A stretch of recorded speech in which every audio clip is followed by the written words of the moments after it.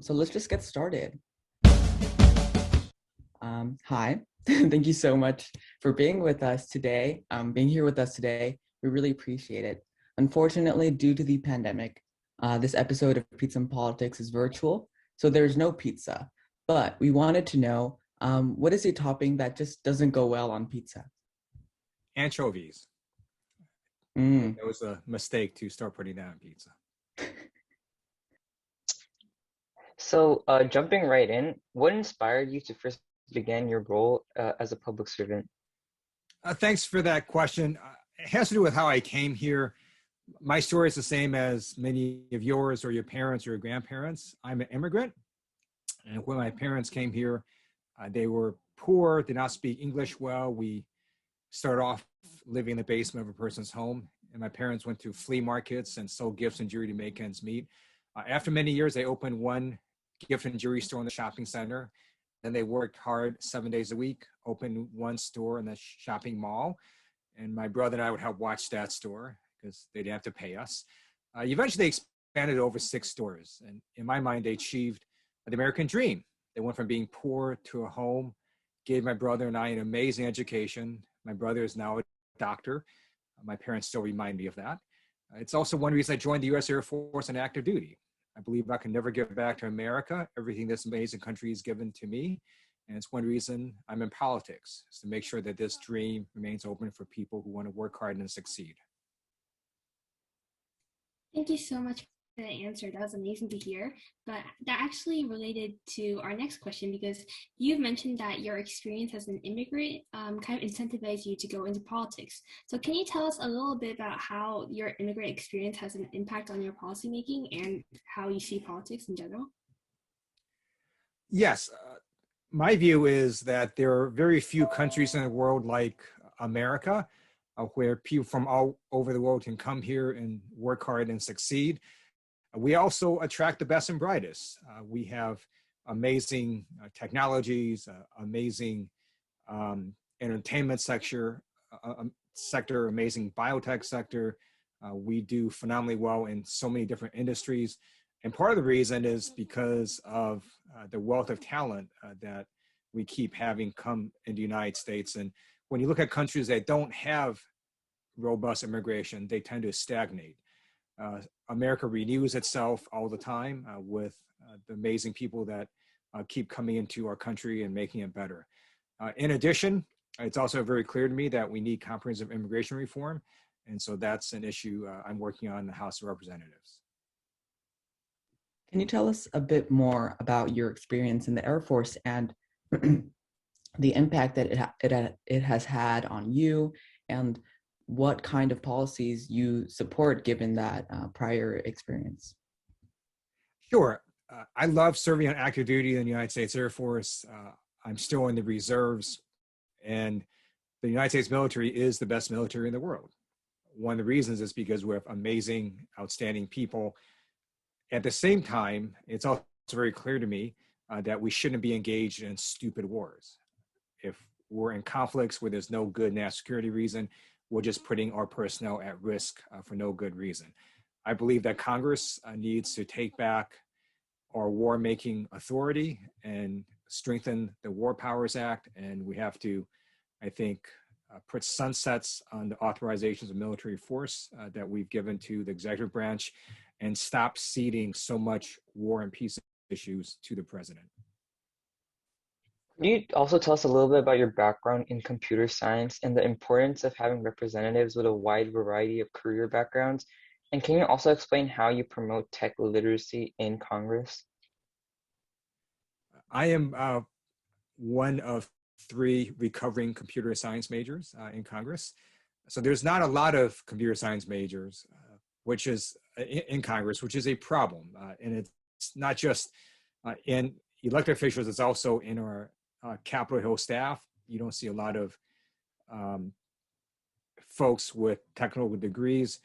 And as a result, sometimes you get legislation that is written in a way that doesn't really address the technical issues correctly. So it's a difficult problem because many people who work on Capitol Hill, if they had a technical degree, could make way more in the private sector. And so there is a hard time recruiting talent. At the same time, we do need people with technical degrees. So hopefully folks will consider working in Washington, D.C. if they're interested. And there's a lot of impact they can have on technology policy. It's just a very difficult issue. I wish we could get more people technologically literate, but that does require people who want to come and work on Capitol Hill who do have technical degrees. And so we're always looking for good people. Thank you for that answer. So you have served in a variety of public service roles in city, state, and national government, and many people tend to overlook the importance of both state and city governments. So why do you think it's important to engage in politics at all levels, whether that be regional or local or national? I started off my career on the Torrance City Council. I love being on the City Council. One reason is because when the meeting was over, I would go home to my family. Being in Congress is hard because you're away from your family when you're in Washington, D.C. At the City Council level, you could see how the direct city services would directly impact people. And anyone who's interested in government, they should look at all different levels and see what interests them.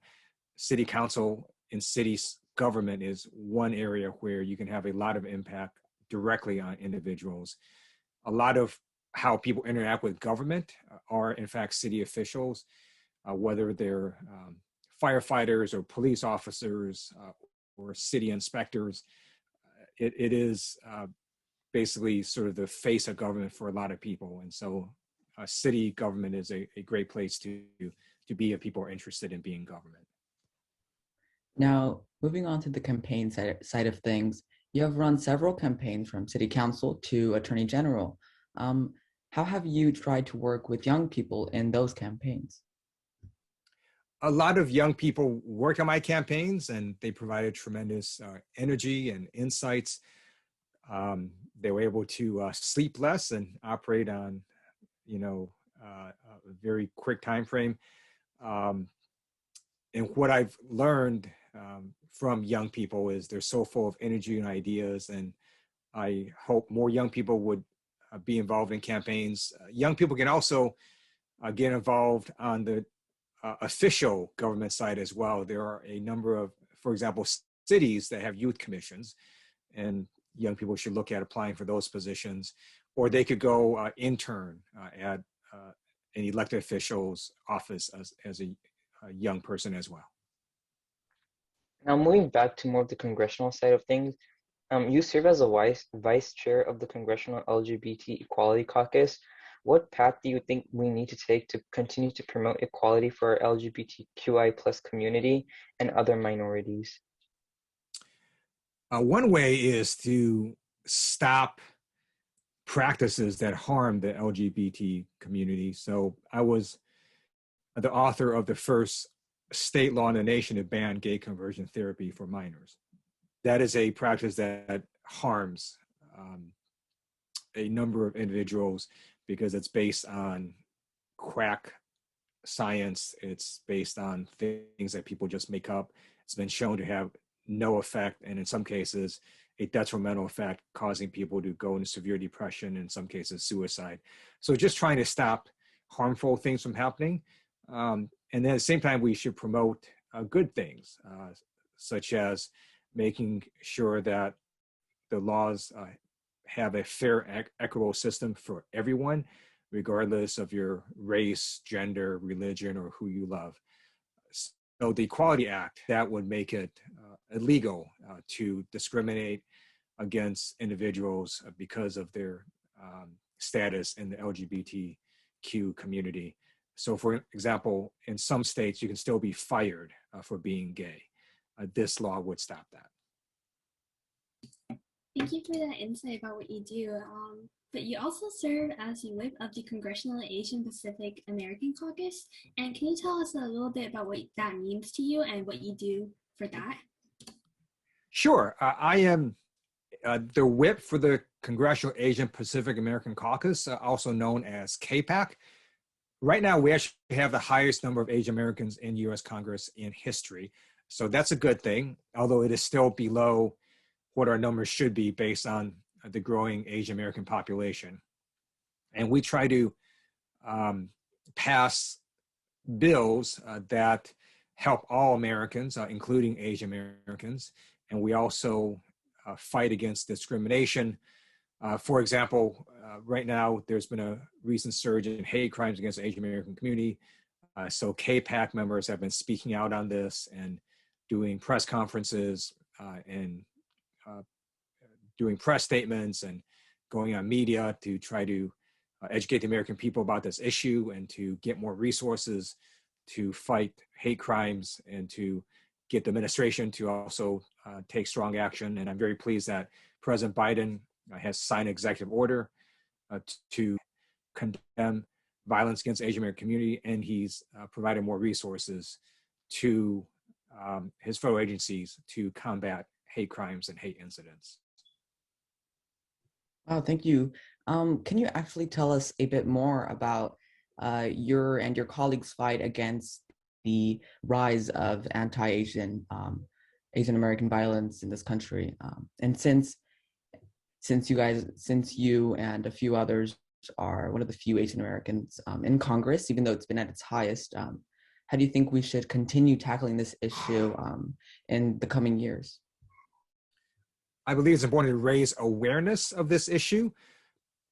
We also need to remind people that there has been a history of discrimination against Asian Americans, particularly when America feels fear. I see a surge in hate crimes and hate incidents against Asian Americans. And even among young students, a report came out saying that 1 in 4 young Asian Americans were the victims of racist bullying. So we have to raise awareness of this issue, devote more resources to fight back against hate crimes and hate incidents, and make sure people report them. Democrats hold a very slim majority in the House, and party makeup is tight in the Senate. How are you going to prevent gridlock, and how are you going to work with the other side? Before I went into Congress, I thought, oh, they just fight a lot. Now that I'm in Congress, it's true we fight a lot. It's also true that we pass a number of bills on a bipartisan basis, and you don't read about it for the same reason you don't read about planes that land. You wouldn't know, for example, that a large number of bills have passed under both Republican and Democratic administrations that were bipartisan, that both houses supported, signed by the president, that helped a lot of different Americans. At the same time, there are a number of areas where there is disagreement between Democrats and Republicans, and we'll try to work together.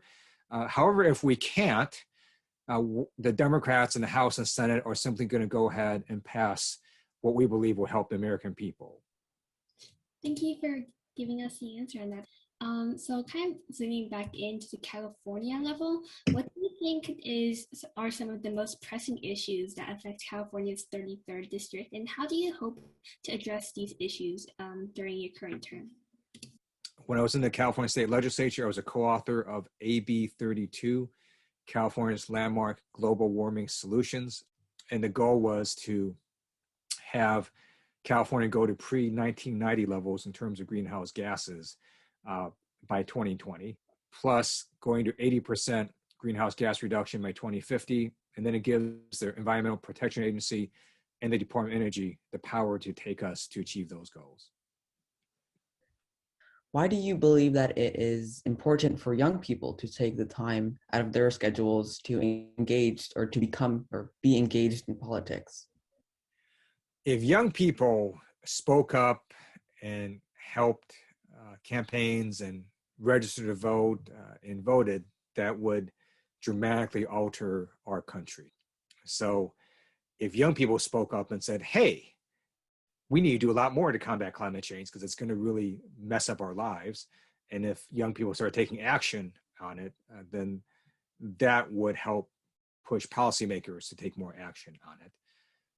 It's clear to me that young people now, compared to even 30 years ago, have the ability to be much more informed because of social media and the internet. So you can inform yourself of the issues, and if there are particular issues that you deeply care about, please engage in those issues. And I think Abraham Lincoln had it right when he said, public sentiment is everything. With it, nothing can fail. Without it, nothing can succeed. So understand your power to help shape public sentiment. Social media is free. So if you write a post that's interesting, the ability to write letters to the editor, for example, shaping and changing hearts and minds. So please understand your power to help shape public sentiment. Thank you so much for joining us today. Is there anything else you'd like to add? Thank you for having me on, and thank you for all that you are doing. And so please stay safe out there, and I really appreciate being interviewed by you today. Okay, yes, that's all from us today. We know that you're probably really busy in Congress right now, and we really, we really enjoyed this interview. Excellent. Thank you so much, and Thank you. have a good day. Thank You you. too. Bye-bye. Thank you.